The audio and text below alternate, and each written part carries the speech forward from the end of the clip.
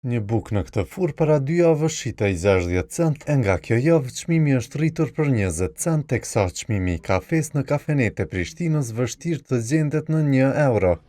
Por kjo është vetëm fillimi i shtrenjtimit të produkteve, paralajmërojnë përfaqësues të bizneseve. E gjithë kjo valë rritjeje, sipas Hysem Sogojevës, kryetari i Odës së Hotelerisë dhe Turizmit, është pasojë e shtrenjtimit të energjisë elektrike. Veç kanë fillu, dikun kafja veç ka fillu, mu bo dikun 1.30, 1.40 dhe 1.50. Shtajtimi rrymës lidhet varg i shtajtimeve tjera. Bara më e madhe e shtrenjtimit bie mbi qytetarët që kanë nisur ta ndjejnë rritjen.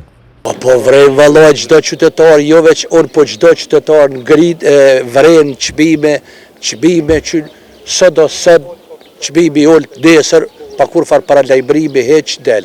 Pse s'po i ngritin rrogat, të ardhurat për qytetarët, ne t'ja ngritin edhe çmimet. Eselatin Kaçaniku nga shoqata konsumatori tha se disa çmime të produkteve janë rritur ende pa u shtrenjtuar rryma. Me momentin kur qeveria dhe zërëreja kanë paralajmëruar ngritjen e çmimeve, ka qenë dashur me dalë edhe me masën e parandalimit të ngritjes së çmimeve para kohe. Vaj halli për konsumatorin.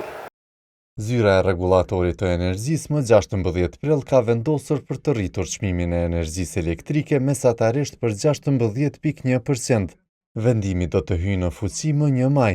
Kundër shtrenjtimit pati protesta e reagime, por vendimi u mor.